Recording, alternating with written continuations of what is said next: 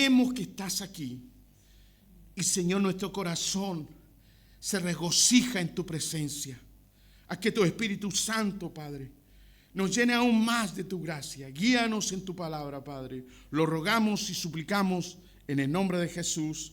Amén y amén. Puede ponerse cómodo, por favor. Abra su Biblia. Vamos a 1 de Pedro, capítulo 4, del verso 1 al 6. Hemos estado allí meditando, hermano, en la palabra del Señor, en estos textos. Qué importante la primera, la segunda carta de Pedro, porque está escrita en un tiempo de persecución, en un tiempo difícil para la iglesia. Y la iglesia está viviendo tiempos difíciles, hermanos, tiempos de mucha persecución, especialmente por aquellos que en un tiempo se llamaron hermanos y luego ya están en otro nivel, ¿no es cierto? Y se han olvidado del Señor, olvidando su primer amor, se han vuelto soberbios y altivos. Pero damos gracias al Señor porque Él está con nosotros y hoy día va a guiar nuestras vidas a través del mensaje. Primera de Pedro, capítulo 4, del verso 1 al 6. Vamos a leer una versión que es la versión que todos conocemos, la Reina Valera, pero después permítame leer una versión latinoamericana para mayor comprensión del texto bíblico. Vamos a leer entonces en el nombre de Jesús. Amén. Puesto que Cristo ha padecido por nosotros en la carne, vosotros también armaos del mismo pensamiento. Pues quien ha padecido en la carne terminó con el pecado, para no vivir en el tiempo que resta en la carne, conforme a las concupiscencias de los hombres, sino conforme a la voluntad de Dios. Baste ya el tiempo pasado de haber hecho lo que agrada a los gentiles, andando en lascivias, concupiscencias, embriagueces, orgías, disipación y abominaciones y abominables idolatrías. A estos les parece cosa extraña que vosotros no corráis con ellos en el mismo desenfreno ni disolución, y ultrajan, pero ellos darán cuenta al que está preparado para juzgar a los vivos y a los muertos.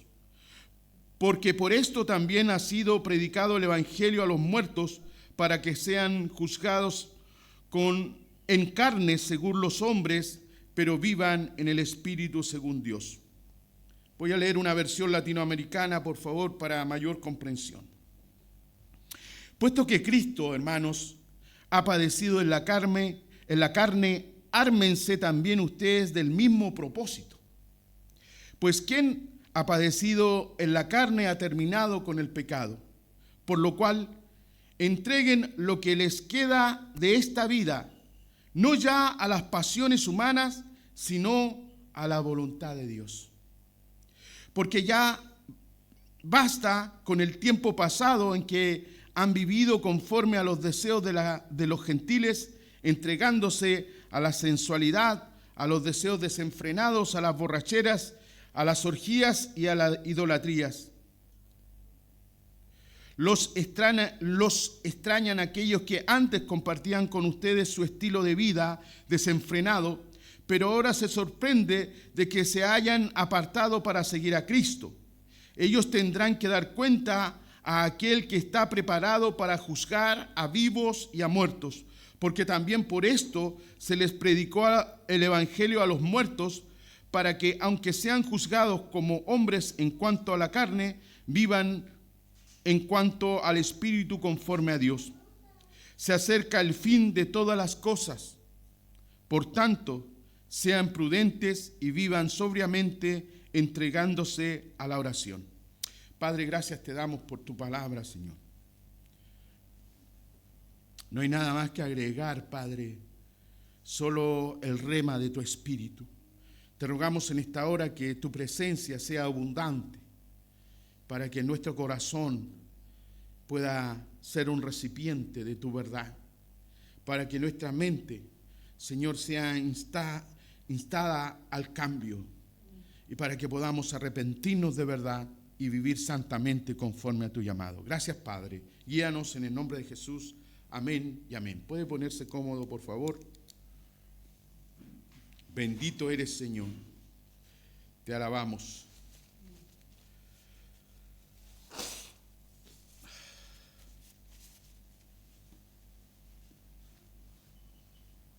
Nos encontramos con un pasaje, hermano, lleno de enseñanzas para nosotros. Y debemos tener en cuenta que Pedro se está esforzando por entregar una carta completa que tenga todos los consejos necesarios para que los cristianos de aquellos tiempos y los cristianos que en el futuro íbamos a tener persecución pudiéramos tener, ¿no es cierto?, el material, la información de parte del Espíritu Santo para poder comprender cuáles son las razones de estos tiempos que estamos viviendo, porque ustedes saben que estamos viviendo tiempos de persecución, tiempos donde la maldad ha prosperado, hermano, y pareciera que el malo gana, pareciera que el que hace mal prospera. Pero no se turbe su corazón, mi hermano, no se turbe en sus creencias, por favor, porque es necesario que todas estas cosas pasen de esa manera para que la gloria de Cristo sea impresionante, hermano. Va a ser impresionante. Por eso quiero invitarles a ir texto a texto, versículo a versículo, entendiendo un poco más profundamente lo que Pedro en estos versículos quiere presentarnos. Y en primera instancia, en el verso 1, vamos a poner nuestro enfoque para ver cuál es la enseñanza que allí está para nosotros.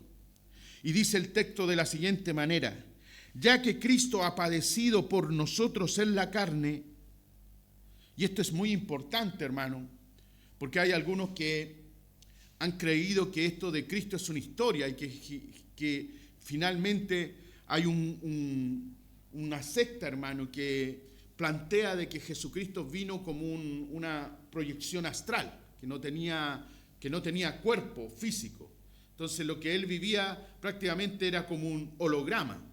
Y frente a esas ridiculeces que están saliendo hoy día, hermano, nos queda solamente que decir que es mentira del diablo, porque en el texto dice, ya que Cristo ha padecido por nosotros en la carne.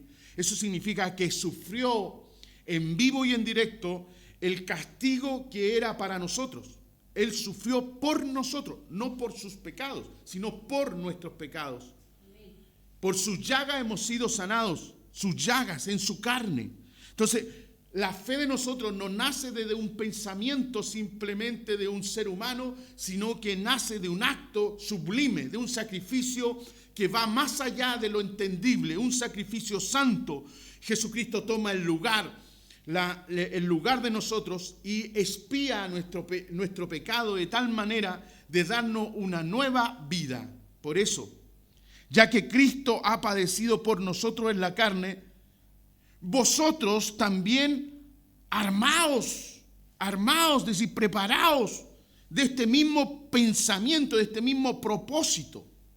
¿Qué significa, hermano? Que si nuestro Maestro sufrió en la carne por amor a nosotros y entregó su vida por amor a nosotros, ha dejado marcado un camino para que nosotros no tengamos temor de ir al sufrimiento por causa de Cristo. Por causa de Cristo. Dice, nosotros también armémonos, preparemos mentalmente, hermanos, preparémonos psicológicamente, como dicen, espiritualmente, hagamos todas las preparaciones porque vamos a sufrir por causa de Cristo. Cada vez que dice la verdad, cada vez que usted dice eso es pecado, cada vez que usted hace la separación de lo bueno y lo malo, usted va a tener conflictos, usted va a tener persecución.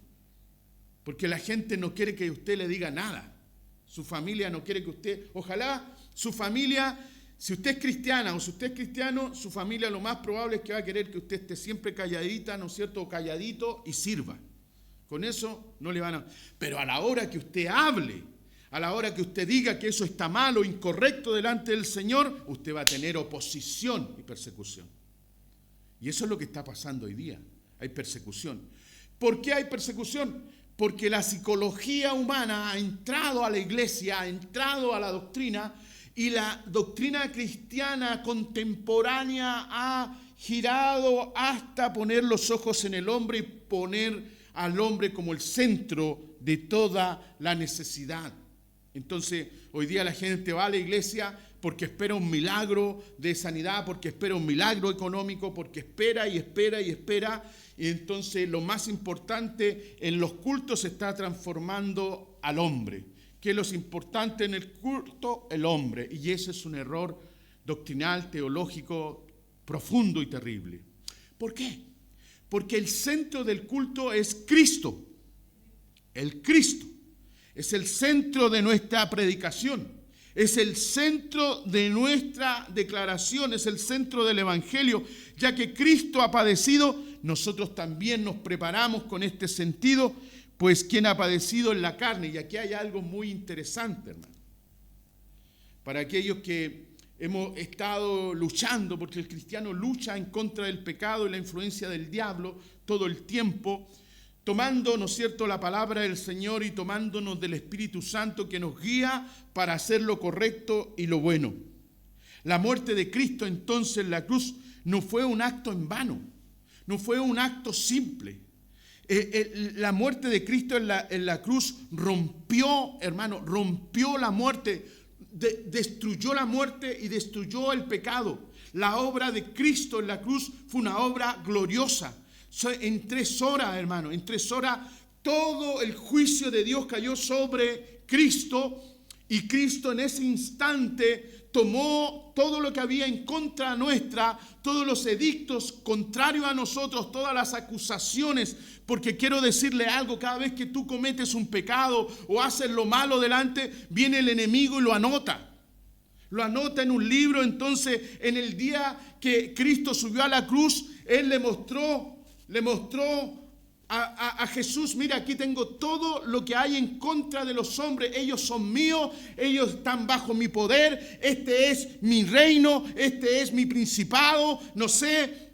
Y Cristo allí arrebató lo que había en contra nuestra para darnos vida y vida en abundancia. Hermanos, la cruz no es un acto simple, no es un acto trivial. Allá va a hablar el pastor de la cruz de nuevo. Hermano, vivimos bajo la cruz, vivimos bajo su misericordia. Hermano, por eso nosotros delante del Señor no nos levantamos, hermano, sino que proscuneo, adoración, hermano, porque Él es digno de toda adoración, de toda alabanza. Y hermano, no nos interesa si hay o no hay gente, no nos interesa si hay música o no hay música. Nuestra adoración es permanente y constante al Rey que vive para siempre, porque no necesitamos verlo, no necesitamos meter nuestro dedo en su llaga para saber que Él lo hizo en la cruz por nosotros. Te amamos, Señor. Tu obra en la cruz es lo más hermoso que hay, y por eso te alabamos todos los días y a cada hora y en cada momento. La cruz de Cristo tiene poder. No es un acto sencillo. Su sacrificio nos liberó del poder del pecado y nos abrió un camino a la salvación. Un camino a la salvación. Al igual que Él, nosotros debemos estar dispuestos para enfrentar el sufrimiento. Debemos estar dispuestos. Debe haber una disposición al sufrimiento, pero no a ese sufrimiento torpe y tonto, ese que no tiene mentalidad o no tiene conocimiento, sino ese conocimiento claro en Cristo que nos permite enfrentar la vida poniendo la mejilla, ¿no es cierto?, y cambiándola de lugar, porque a eso nos ha llamado el Señor, a perdonar, a amar, a restaurar, a levantar. Y haciendo así, hermano, aún haciendo así, seremos perseguidos, pero tranquilo, porque todo esto está bajo control. Viene un día y llega la hora en que Cristo volverá y será el gran día de los hijos de Dios. Amén, bendito sea. Al igual que Él, al igual que Jesús, nosotros debemos estar dispuestos a enfrentar el sufrimiento y la persecución de nuestra fe, recordando que esto es parte del proceso de la vida cristiana y de la entera santificación. Vamos en un caminar, hermanos, de gloria en gloria y de poder en poder. Nuestro caminar comenzó en un día 1. Y en el tiempo ha ido avanzando y nos hemos llevado a un nivel mayor de santidad, un mayor nivel de consagración, un mayor nivel de oración, de lectura bíblica. Es más, no es menos. La vida cristiana siempre nos lleva a más y no a menos. ¿Qué dice en Mateo 16 con respecto a esto? En el verso 24 dice: si alguno quiere ir en pos de mí, niéguese a sí mismo, tome su cruz y sígame. Sígame. Nosotros somos seguidores de Cristo y no Cristo seguidores de nosotros. Hay personas, hermanos, que se dicen ser cristianas y que han establecido una forma de vida contraria al llamado de Cristo.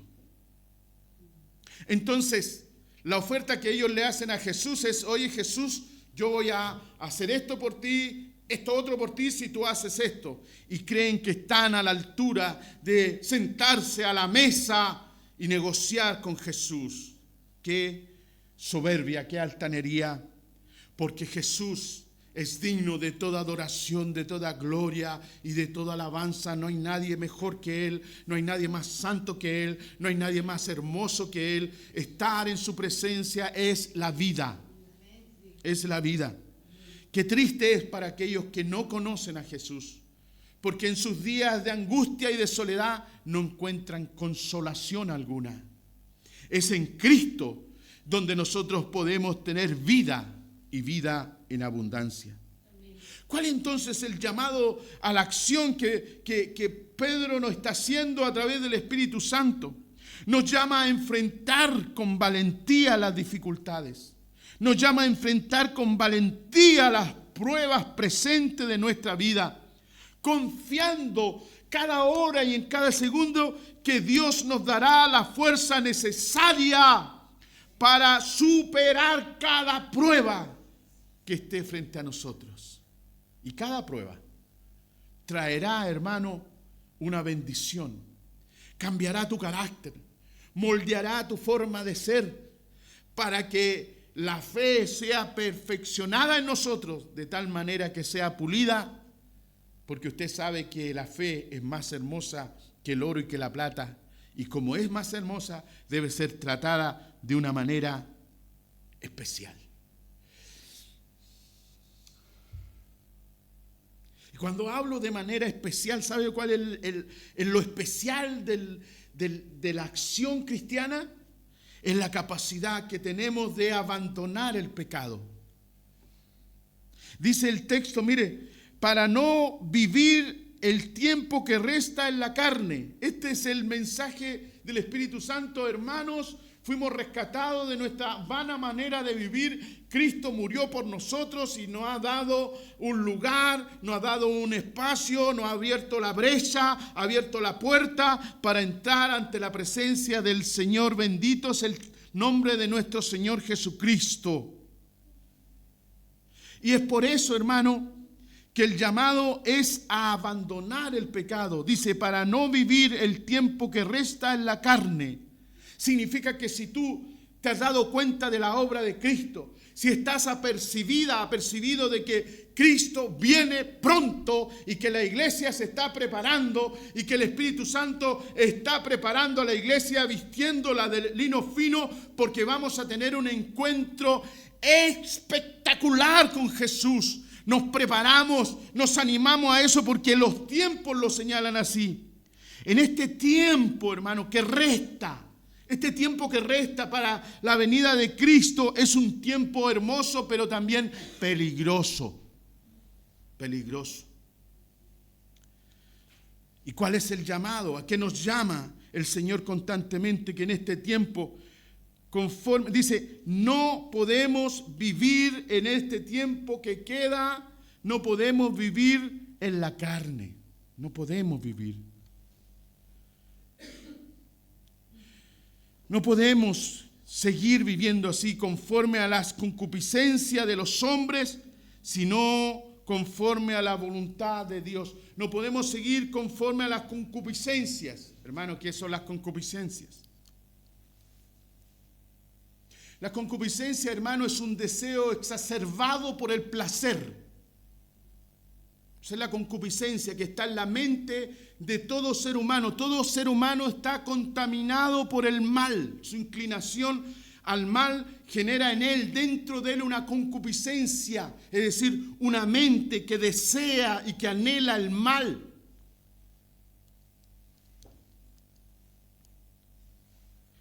¿Cuál es la enseñanza entonces? La vida que Cristo nos ofrece está libre del dominio del pecado. Ya no estamos obligados a seguir los patrones del mundo, hermanos. Ya no estamos obligados a seguir. Nosotros decimos no al pecado y no es no. No estamos obligados. Tú no estás obligado a acompañar a tu amigo a donde te invita. Tú no estás obligado a compartir las locuras de tu esposo o de tu esposa. Tú no estás obligado a compartir las locuras de tus hijos. Tú estás obligado a vivir para Cristo. Yo estoy obligado a vivir para Cristo porque Él es la vida. En la vida que Cristo nos ofrece está limpia del dominio del pecado. Nosotros no estamos ligados a eso. Ya no estamos obligados a seguir los patrones del mundo que nos alejan de Dios.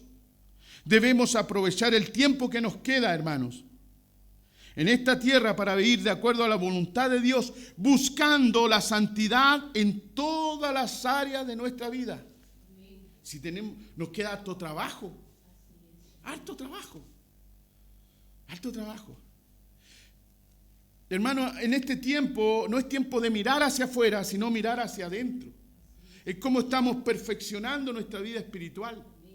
Dejemos ya la crítica a este otro, porque, hermano, no queda tiempo para criticar al otro, queda tiempo para consagrarnos al Señor. En Romanos 6, en el verso 11 al 14, dice lo siguiente, mire, considérense también que han muerto al pecado, pero que viven para Dios en Cristo Jesús. Por lo tanto, mis amados, no dejen que el pecado reine en nuestro cuerpo mortal. No dejen que reine en este cuerpo. Ni que lo use para obedecer sus deseos pecaminosos. No usar este cuerpo para obedecer a los deseos pecaminosos, a la concupiscencia que hablábamos. No ofrezcan sus miembros al pecado como instrumento de maldad, sino ofrézcalos a Dios como instrumento de justicia. Aquí, hermano, es control total. Esto se llama control total de Dios de nuestras vidas. Nuestro cuerpo tiene que ser un instrumento para el bien, para hacer lo correcto, para hacer lo santo. Nuestras manos deben hacer lo bueno, hacer lo correcto. Nuestra lengua debe hablar lo santo, lo correcto. Es el llamado del Espíritu Santo, hermano, no es una convicción humana. Este es el llamado del Espíritu Santo, porque sin santidad, dígaselo al otro, nadie verá a Dios. ¿Debe entender eso por Dios? No, si Dios es tan bueno que me va a aceptar igual y a último tiempo le voy a poner esa carita de osito gomi, le voy a decir, oh, Señor, perdóname. Y el Señor va a decir, oh, no, si este chico es bueno, miren la carita, llevémoslo. Eso es una fantasía, eso es una caricatura. La verdad es más clara, hermano, y el día del Señor se acerca. Bueno, ¿y qué está haciendo usted? ¿Cómo está viviendo su vida cristiana, hermano? ¿Estoy preocupado de mi vida cristiana realmente? ¿O la vivo nomás como se dé nomás? Mirando la tele. ¿Sabe que la tele es como una ventana? Una ventana para mirar al mundo y la gente se va quedando entretenida, como pasa con las series, que las personas no se dan cuenta cuánto tiempo le entregan a la televisión, cuánto tiempo de su vida el diablo se los roba, hermano, porque no tienen control, porque no pueden ver una serie, no, tienen que verse 20 series, hermano, porque no pueden jugar un juego, tienen que jugar toda la noche el juego. Hay una desviación, una locura, una deformidad. Nadie quiere limitarse, todos quieren saciarse de toda concupiscencia, y ahí está la condenación que viene sobre el mundo, que amaron más las tinieblas que su luz. Lo podemos ver, hermano. Lo podemos ver, que la gente ya no está agradada de la sana doctrina, que la gente anhela un predicador, un psicólogo, un potenciador, un motivador, que los motive, que los levante desde la perspectiva del pensamiento y del entendimiento humano. Eso no es así en la iglesia de Jesucristo. En la iglesia de Jesucristo hay una sola doctrina, y esa es la de Jesucristo de Nazaret, el cual ha instalado sobre nosotros su nuevo pacto. Somos del nuevo pacto, no somos del antiguo. No estoy ni ahí, soy del nuevo pacto. Algunas veces ocupo esa palabra y les daña a algunas personas. Pero quiero establecer que nuestro entendimiento doctrinal tiene que estar centrado en Cristo Jesús, mis santos hermanos, no en otro. No en Moisés, no en Abraham. Mire, en los tiempos de Jesús, la gente le fue a tirarle a Jesús. Somos hijos de Abraham. ¿Quién estuvo a hablar? Y esa gente, todavía existe gente ligada a esos conceptos, hermanos, errados. Porque nosotros fuimos ligados al nuevo pacto. Tú no eres judío, yo tampoco. No soy de la tribu de Manasés, ni de la tribu... No soy levita. No soy sacerdote de Aarón. No. ¿Me entiende o no? Soy un pecador que estaba sumido en la oscuridad hasta que la luz de Cristo resplandeció sobre nosotros y pudimos ver la oscuridad y la locura en que vivíamos. Y Él nos dio una oportunidad. Y nos dijo, hijo mío eres tú, hija mía eres tú, y yo subo a la cruz para darte vida y vida en abundancia. ¿Y qué hicimos? Recibimos esa vida y nos gozamos de ella. Y vivimos conforme a esa vida, hermanos. Esa es nuestra vida nueva. Y esta vida nueva se vive entonces en acción, en acciones, en decisiones. Hacer un examen de la conciencia, ser honestos con nosotros mismos y arrepentirnos de nuestros pecados que nos alejan de Dios. Porque hay cosillas que te están alejando de Dios, hay cosas que me alejan de Dios. Qué tristeza es alejarse de Dios, hermano. Qué tristeza es cuando alguien se aleja de Dios. Se le puede notar en su rostro. Se le ve en su cara demacrada, se le ve en su falta de gozo, de alegría. La oscuridad, hermano, se acerca desde el corazón a la vida de aquellos que han dejado a Jesús de lado. Pero el mensaje de Pedro está lleno de la presencia del Señor. Pedro está lleno del Espíritu Santo y hoy día nos habla a nosotros. Gracias, Señor. En el verso 2 de este capítulo 4 que estamos leyendo, del verso 1 al verso 6, dice, para no vivir en el tiempo que resta en la carne, sino conforme a la concupiscencia de los hombres, sino conforme a la voluntad de Dios. Basta ya el tiempo pasado para haber hecho lo que le agrada a los gentiles. Basta ya el tiempo pasado, hermano. Hermanos, ya, basta. Con lo que ya pecamos, basta ya, hermanos, por Dios. Por Dios, hermano.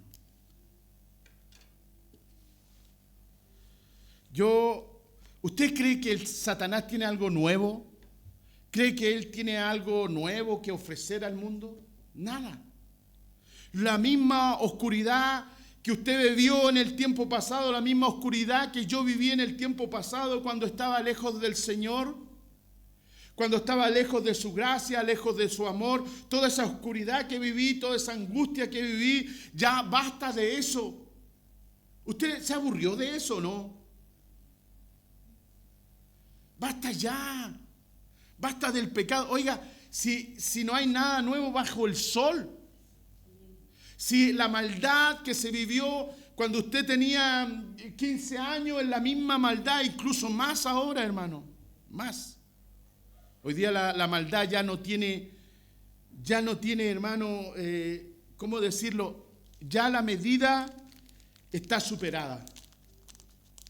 La medida superada. ¿Cómo es posible que alguien mate a 3 policías, padres de familia, hombres que están haciendo su pega, hermano? Yo no quiero ocupar este púlpito para hablar cosas que no sean de Cristo, pero es necesario establecer la maldad que está operando hoy día en nuestro pueblo chileno. Una falta de amor, una falta de misericordia, una falta de compasión, una falta de cariño, de amor a la vida, hermano. ¿Dónde están esas personas que cometieron estos actos abominables de quemar a 3 policías después de haberlos disparado? Los quemaron, hermano. Los quemaron. Mire la mente, hermano. Eso es lo que estamos viviendo en este mundo, en este Chile, hermano. Tiene que haber un análisis de cómo está la maldad, a qué nivel ha llegado, porque es necesario que nosotros tengamos una postura clara con respecto a esto. Porque la palabra del Señor dice, basta ya. ¿Cuál es el mensaje de Pedro para nosotros con respecto al pecado de antes? Hermanos, estamos viviendo el último tiempo de la iglesia. Es tiempo de santidad, tiempo de consagración y no tiempo de volver atrás. No es tiempo de volver atrás. Ya basta del pecado de antes, basta ya. Ya pecamos, ya nos emborrachamos, ya nos fuimos a la oscuridad, ya estuvimos mezclados con Satanás y bebimos de esa oscuridad. Basta ya en el nombre de Jesús.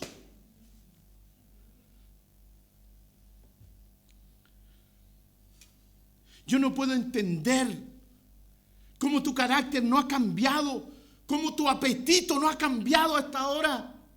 Si a esta altura de la vida cristiana deberíamos tener asco del pecado, hermano. Debería generarnos una cosa terrible en nuestro corazón, pero no es así. Hay muchos que todavía siguen batallando y seguimos batallando con muchas cosas, hermano, pero Pedro nos está diciendo aquí hay que darle un corte a la serpiente de una sola vez, y esto se llama basta ya, basta ya. Ya pasó el tiempo de haber hecho lo que le agrada a los gentiles, lo que le agrada a Satanás, lo que le agrada a los demonios. Ya basta ya de eso, andando en lascivias. ¿Cuántos anduvieron en lascivias? Oh, hermano. Concupiscencias, embriagueces, orgías, disipación y abominación.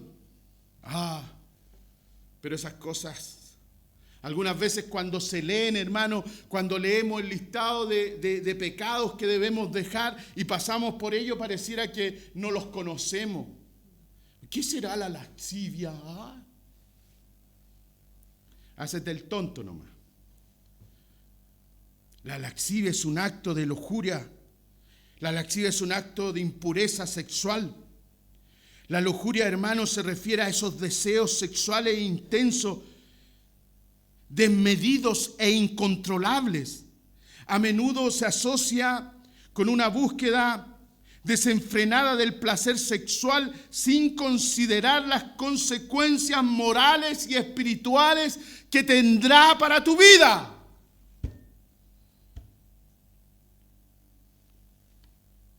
Concupiscencias, deseos y anhelos inmoderados por el placer sexual.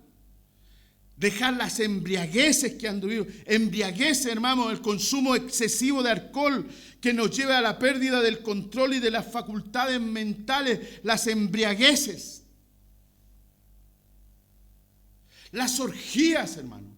Fiestas desenfrenadas con una actitud sexual de consumo de alcohol y de lujuria, perdidos en esas fiestas.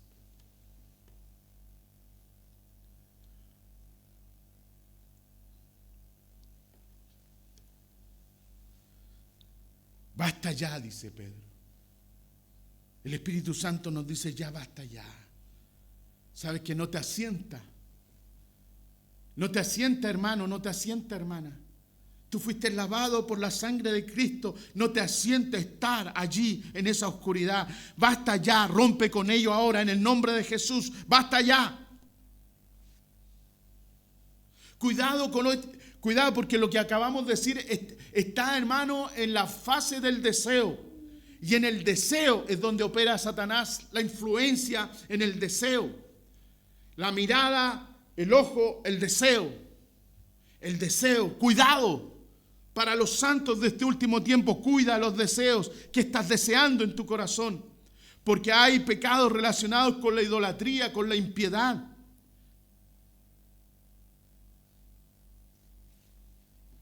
La disipación. ¿Qué es el pecado de la disipación? Está ahí escrito en el texto, pero la referencia se refiere a un comportamiento desenfrenado e irresponsable que ignora las normas morales y sociales, las normas de Dios.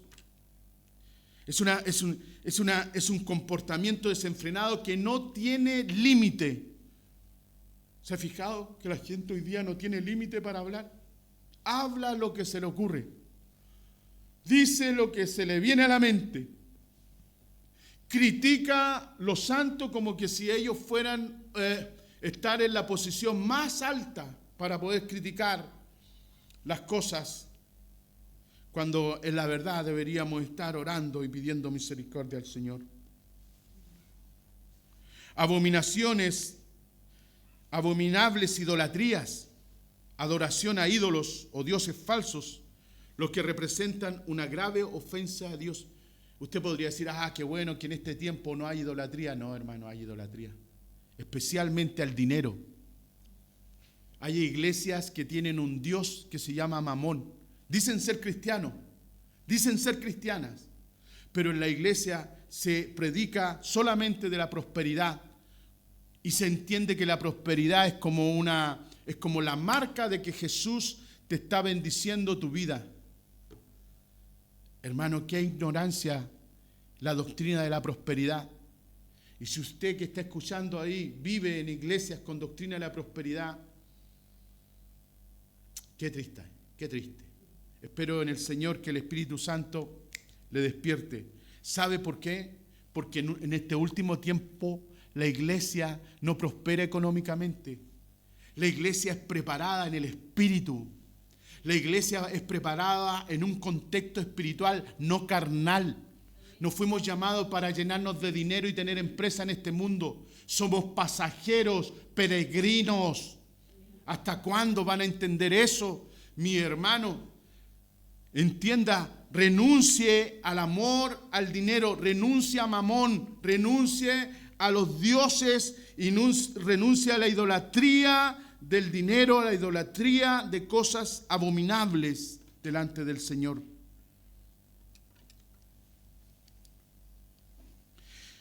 ¿Cuál es la enseñanza en este punto? Que la vida que llevábamos antes de conocer a Cristo era vacía. ¿Cuántos dicen amén? Era una vida que no tenía sentido. ¿Cuántos dicen amén? Mire, hermanos, el mundo nos ofrece placeres, pero todos son pasajeros que no satisfacen el alma, que no llenan el vacío de tu corazón. No hay fiesta, no hay mujer ni hombre, no hay momentos de luz o de placer en esta tierra que pueda llenar el vacío de tu corazón. Porque el vacío del corazón del hombre tiene el modelo de Dios, tiene el modelo de Cristo. Y solo Cristo puede darte la paz que tanto anhelas. Esta es una predicación de la calle, hermano. Alma que escucha, vuélvete al Señor.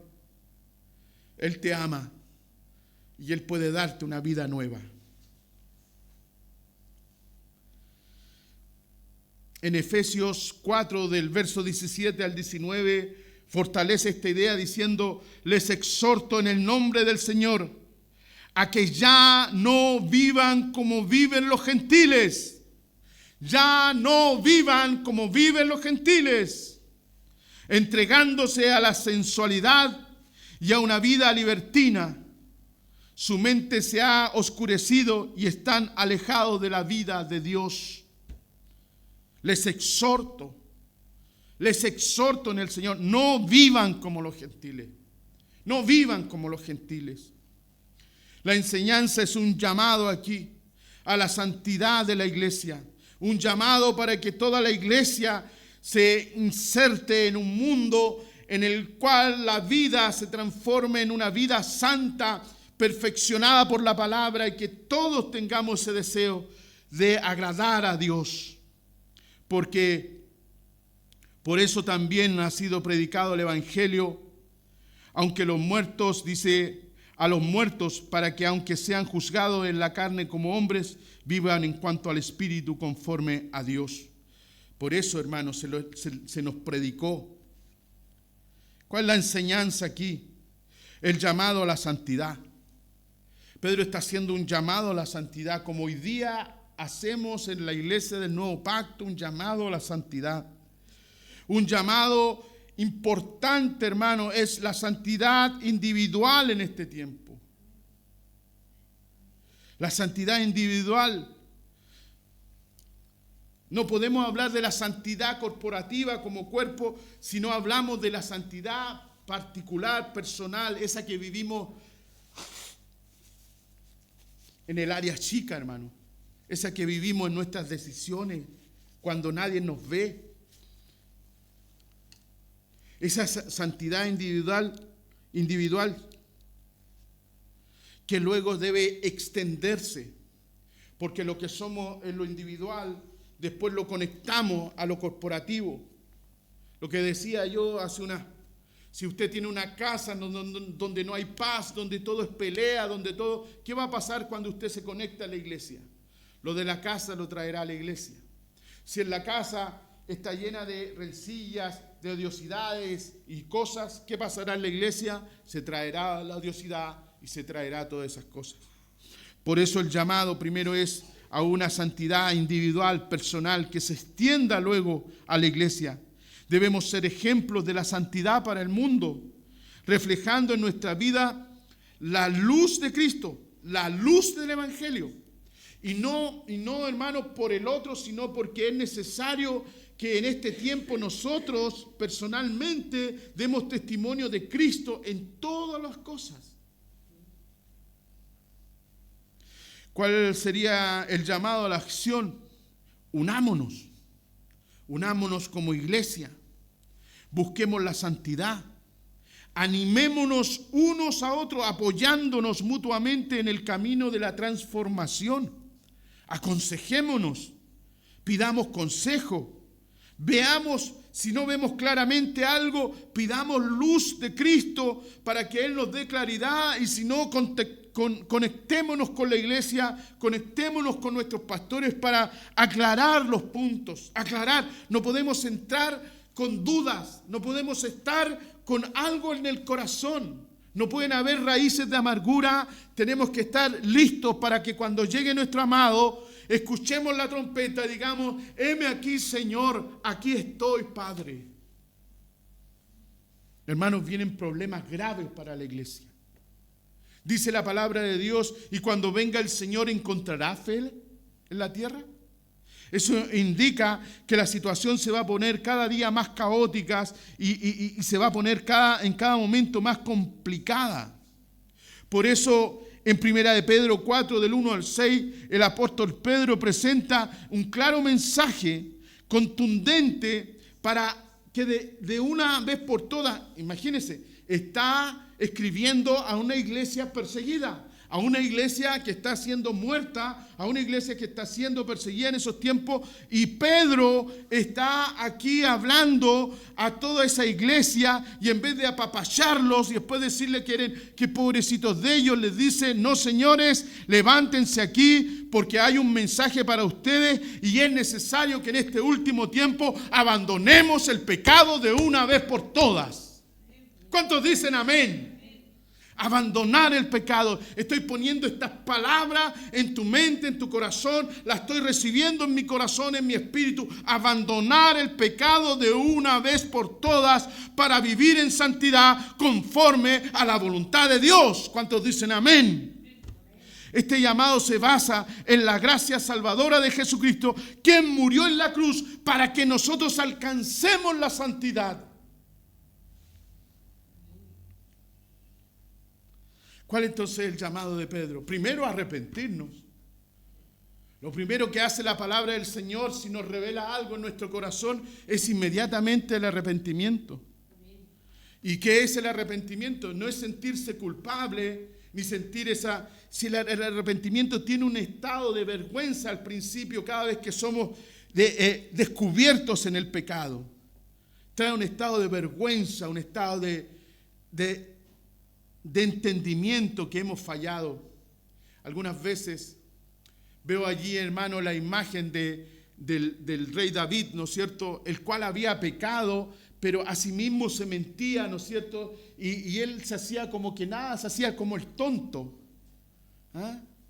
Como los que roban, hermano, y salen con el producto metido entre medio. Esas señoras que andan con guagua, que maldicen a su familia, que maldicen a sus hijos, robando en los supermercados, los mecheros, ladrones. Todo el que roba se va a ir al infierno. No hay salvación para el ladrón, no hay salvación para el asesino, no hay salvación. Solo si ellos se vuelven a Cristo, y ahora el tiempo es corto. Así que si tú estás perdido, si tú te has ido de la luz de Cristo, vuelve a Él, arrepiéntete, porque ese es el llamado, arrepentirse, porque el que se arrepiente puede alcanzar misericordia. Porque el día en que venga el Señor no habrá tiempo. No habrá tiempo, hermano. Arrepentimiento debemos reconocer la gravedad del pecado. Debemos darnos cuenta la embarrada. Y cuando alguien peca es porque esa persona no tiene la convicción de fe de que Cristo está presente allí. Cristo está presente en tu habitación, en la oscuridad. Allí está Cristo. Cristo está todo el día allí. A diestra, siniestra, Cristo lo ve todo porque Él es Dios. Lo ve todo. Así que no vas a pasar desapercibido. No le vas a vender tus mentiras a Dios, porque Él ya las conoce. Y hay un solo camino que tenemos hoy que hacer: es mirar al cielo y decir: Señor, he pecado contra el cielo y contra ti. Ten misericordia. Lleva mi alma a arrepentimiento, Señor, porque el arrepentimiento también es don de Dios. Debe despertar un anhelo de ser como Jesús. Yo sé que no vamos a alcanzar a ser perfectos, pero es la mente de Cristo actuando en nosotros, diciendo: hijo mío, hija mía, yo estoy aquí. Yo vengo pronto a buscarte. Yo entiendo por las noches, cuando despierto, escucho la oscuridad, hermano, los sonidos. Yo digo: un día va a ser roto los cielos y Cristo volverá. Y Cristo volverá, y todos los que hoy día están dudando y todos aquellos que se ríen y se mofan, será el día del gran mover de Dios y será terrible para ellos. Será el ay de la tierra. Se van a decir: si era verdad. Y van a correr de un lado para otro, pero no va a haber salvación, porque ya los tiempos pasaron.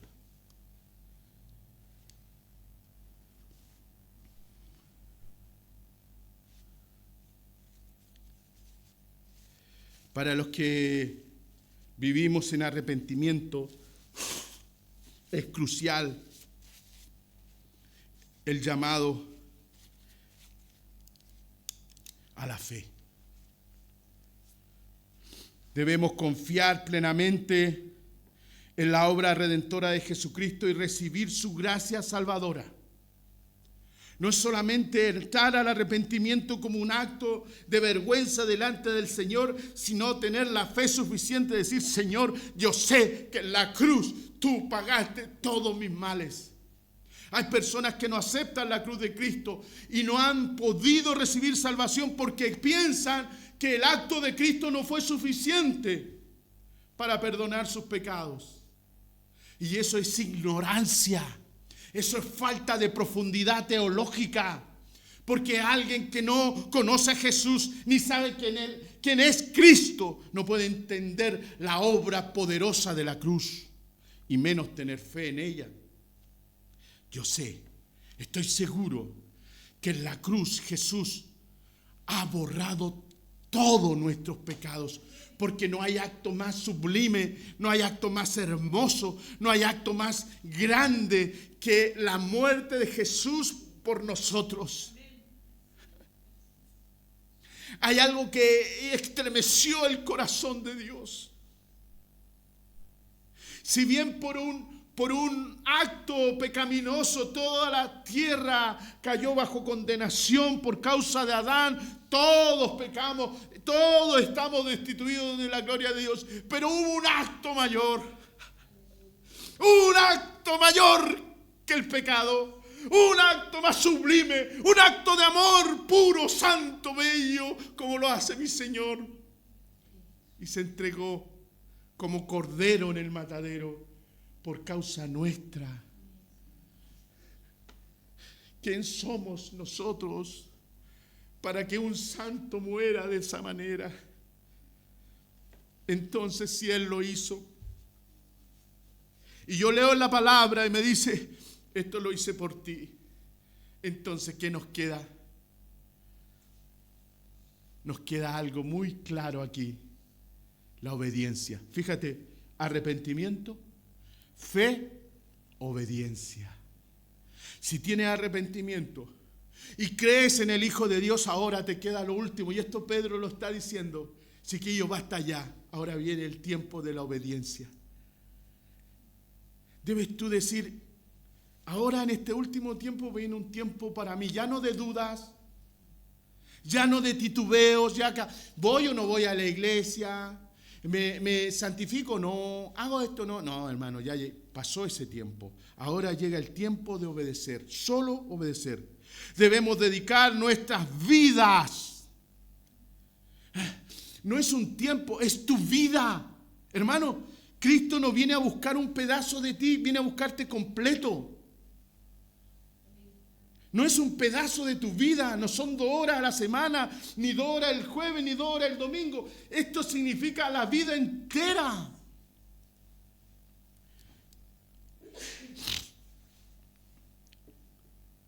Debemos dedicar nuestra vida a obedecerle a Dios y seguir su voluntad, reflejando su santidad en todas nuestras acciones. Hay que hacerlo, en todas. La importancia de la comunidad en estos procesos de transformación son muy, muy importantes y no pueden quedar lejos. Usted, si quiere vivir en santidad, debe acercarse a la iglesia.